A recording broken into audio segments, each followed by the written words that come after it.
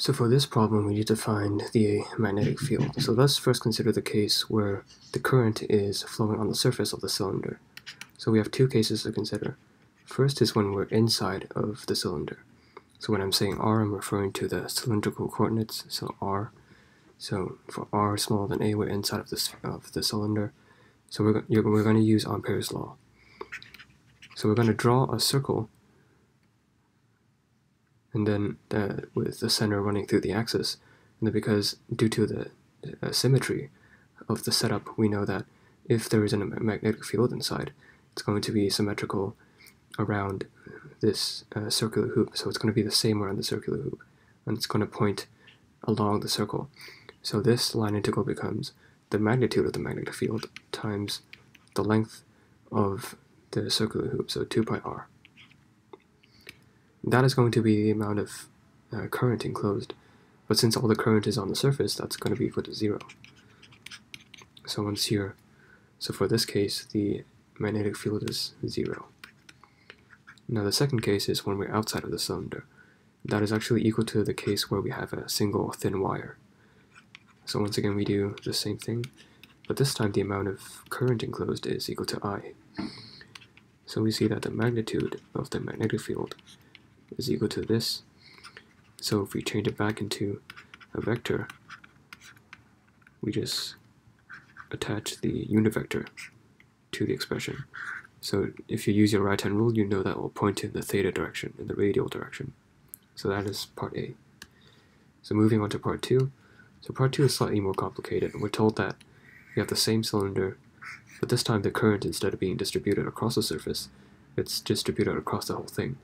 And then, in that the current density is, actually, I'm not going to use S, I'll use R. The current density is proportional to the distance you are away from the axis. So the further away you are from the axis, the more current is going through the wire. So we know that this is going to be the current density. So using this, we can actually find the constant, because we know that the total amount of current running through is equal to I. So if we apply the formula for current density, we use the current density times a single element of the surface, so we can consider a circular cross-section.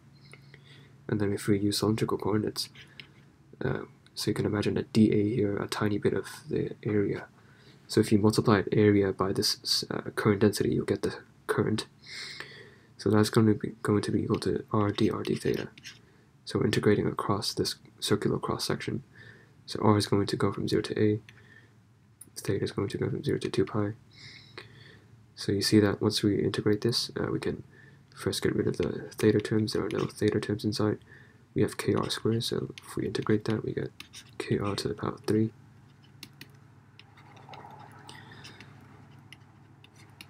So we get this. So using this equation, we see that k is actually equal to 3i divided by 2 pi a to the power 3. So using this, we've actually essentially found our current density. And then using this, we can actually find the magnetic field using similar methods as before. So the first case is where when we're inside of the cylinder. So once again, we use Ampere's law.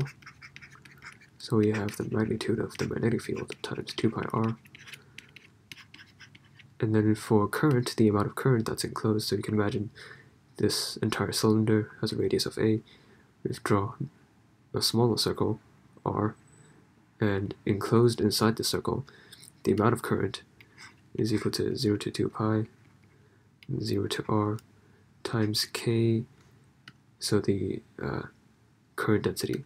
So instead of r, I'm going to write s, because I already have an r here. I don't want to abuse the notation, so just imagine I'm changing out the r for s, times a single unit, an element, a surface element, so s ds d theta.